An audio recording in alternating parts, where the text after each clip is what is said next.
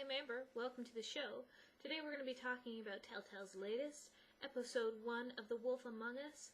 So I thought it was time you met my Fables collection.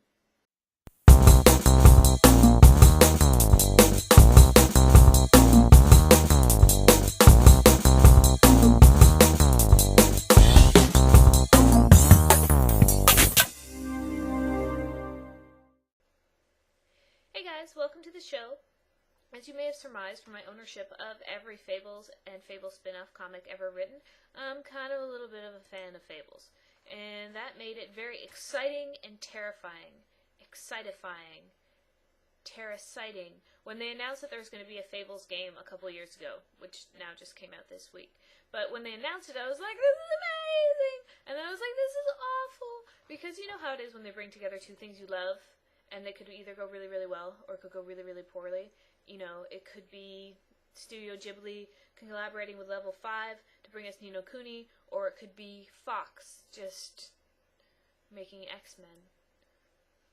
But that is not what happened this time. The Wolf Among Us, super fun game, very excited to talk about it. But first, I thought since many of you may not have read the Fables comic and you just came into The Wolf Among Us as a game, I would give you a little bit of a primer. What am I walking into exactly? Fables is an ongoing series published by DC Vertigo, written by Bill Willingham and illustrated initially by Mark Buckingham, but then by several different artists, including Buckingham subsequently. It has several spin-off series from the main Fables title, including Jack of Fables, Cinderella, Fairest. It has a couple of standalone stories, Wolves in the Heartland, 1001 Nights of Snowfall. It has the novel that goes with it, also written by Willingham. And it's a really excellent series because it's by a single creative vision. So there are real consequences for the characters in this, because it's not like a superhero comic in that, don't get me wrong, it's enjoyable. I like superhero comics, but it's not like them in that if a character dies, chances are they'll be back in a few months because another author's going to come on and like, well, I really want to use that character on my team or in my story, so I'm going to bring them back and it'll be fine. There are real consequences. I've spent a lot of real emotion on these artificial people reading Fables. And essentially the premise is that you have characters from all kinds of folklore, not just Western folklore, but Eastern, and you have Americana and then modern folklore, and all kinds of different parts of the world. You have African folklore and like the Creole folklore, all sorts of characters coming in with their various abilities, living in our world. And the strength and durability of the character is determined essentially by how popular that their story is to us, to the Mundies, to the mundane, the regulars. The Muggles, if you would, from a Harry Potter universe perspective. But you have these characters all interacting, and it's fun. It's very mature. It's very well written. It's a witty comic book. You know, Prince Charming has been with, of course, Snow White and Cinderella and Sleeping Beauty, because he was Prince Charming through all these stories, and he just traveled around worlds and got with hot ladies. So they all, have been divorced from him, and it illustrates the evolving romances and treats these characters really like people. And it's fascinating to see that they have this super rich history. So I really, really, really think you should read this comic. It's brilliantly done. Even if you're like, I don't like comics, like superheroes. It's not. First of all, try those out too. But it's not a superhero comic. It's something else. It's really brilliant, and it's a single creative vision, which I think helps a lot of comics these days. When you look at things like Y the Last Man, or Wet Moon, or I don't know, Sweet Tooth even.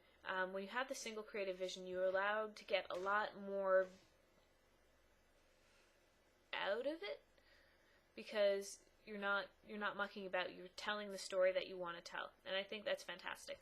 And there's only like 18 volumes to start with, so it's not even that much. You should just go read it. That being said, this whole sort of premise is that these characters have been around for hundreds of years. Their stories started when they were originally told, turn of the 17th century. Like there's some of these stories are hundreds of years old, so these characters have been around for that long. So it lends really well to a prequel series to the comic books, because you're like, well, they were already there, they were doing something, they were establishing themselves, and we can accept that as both fans and people who have never read it, because you don't need to know what they were up to afterwards in the comics if you're in a prequel. And as fans of the series, we can say, well, it's okay because it's not really interfering with continuity because it's happened before, and since these characters were around for such a long time before, there's, nobody had their origin story in Fables because their origin stories had already been told by, folklore artists for the last hundreds of years.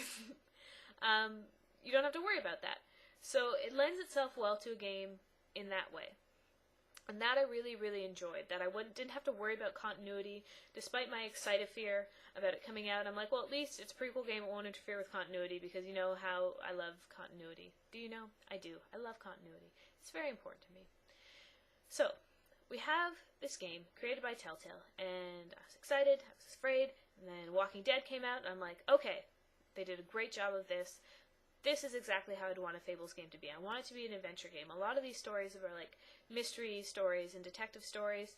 The first one, the first volume, the first trade is a detective story investigating a murder of a fable. So it comes together really well in that way that it's a great subject matter for it. Telltale does beautiful voice acting. They do great writing on the story. The graphics are fantastic. The fight scenes are great. They're quick-time event fight scenes, which I think is all you really need in an adventure game. If you're looking to play this game because you want to play a beat-em-up or an action game, that's not what this is. I'm a huge fan of adventure games. I love, like Tunguska, the Longest Journey, and things like that. That you're playing as a character, and it's more about unfolding the story than it is about beating up the enemy. And I think both kinds of games have a place, and the place for something like a Fables game or a Walking Dead game is in the storytelling, because that is the crux of these games. The crux of Fables, while there are amazing battles against the adversary and against the Tooth Fairy, in the comic books, it's not about the battles, it's about the relationships with the people. And I think that's fantastic. If I had to critique something about this game, it would be that the choices are too freeing. I know, you're like, what does that mean, the choices are too freeing? It's essentially, when you look at the Walking Dead series, you have Lee, who comes in as this non-character. You don't know who he is. He's not part of the regular Walking Dead series. It's just another plotline going on, a tangential plotline to the story we get in the comics, and I suppose on the TV show.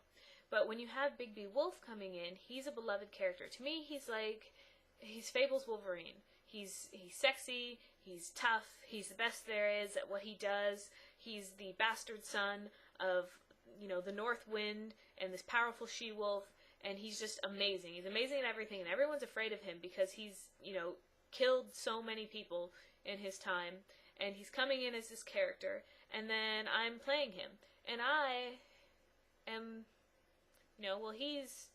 By being big and being bad. By being big and being bad. Don't say that shit in front of people. It's embarrassing. And I want to make sunshine and rainbows that everyone feel good. And it's difficult sometimes to play the character I want to play and then play a character that I feel like is true to the Big Bad Wolf and is true to Bigby's character in the comics, because I want it to be like Bigby in the comics, but I want it to be, I don't want to upset anyone in the game. I want to make it like all the nicest, most pleasant decisions. Hey, you're doing a good job. I thought you should know that. Thanks. I appreciate that. So, when it comes up to punch someone in a fight or like to start a fight, I'm like, oh, Bigby would totally do that. But I wouldn't do it. So that, to me, was a little conflicting. Now, the game itself was very well done, and if you hadn't had any prior knowledge of Bigby's character and you're just shaping him, I think it's fantastic. Now, that being said, of course, I do feel they were fairly authentic to him, and certainly they were authentic to the characters around him. Snow is really the only character that you see a lot in the ongoing series that appears here. But I think they also did a lot of excellent fan nods. They had Flycatcher appear, and they had Grimble appear, and they had, like, Beauty and the Beast are obviously going to have a larger role in this. So there are subtle things that they put in that are nods to fans, but if you're not aware of them, if you're not aware of the comic books, they just, they pass right by you. And if you are aware, you're like, oh, that's cool, they put that in for me, that's so nice. So, overall, I think it's a really good game. Technically, it's very good. It runs very smoothly. The transitions are nice. There's not too much talking. There's a good amount of decision making versus story follow through.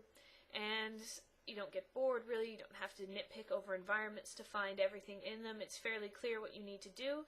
So it's just like it's taking you along for the ride, and it's allowing you to feel story consequences. If you want a game that's a challenge, this is perhaps not it. But if you want a game that's just telling you a fun story that you can get more involved in because of the immersive element, then this is definitely something you should check out. And I think that's one of the great tools that video games has, is it can tell you a story, but it can make you much more involved because of the immersive element. So, that was a little rambly. I'm sorry, but I'm excited about this game, excited about Fables, excited that Fables and games have come together under Telltale's roof. I actually read a quote from the creator of The Walking Dead that had said he wouldn't want his game to be a shoot-'em-up, and when Telltale approached him with their premise, that was exactly what he wanted a Walking Dead game to be. And this is exactly what I wanted a Fables game to be. The voice work is fantastic. I don't know if I would have made all the same casting decisions, but that's also because I have voices in my head for these characters, and I can't make them have voices in their heads that are the same as the voices in my head. They wouldn't get along. It would be weird. Anyways, I hope you enjoyed the review. If you guys want to talk about this game with me, leave comments below, because I'm excited about this game. I'm really excited about Episode 2. I won't spoil the ending for you if you haven't played it yet, but I have some theories about what may have actually happened. And I think they do a lot of foreshadowing and hinting in the first episode about the actual nature of what we may be seeing there. I'm excited to see how they write their way out. Thanks for watching. Bye. It doesn't end well. I didn't realize you were the bitch of the bitch. Oh.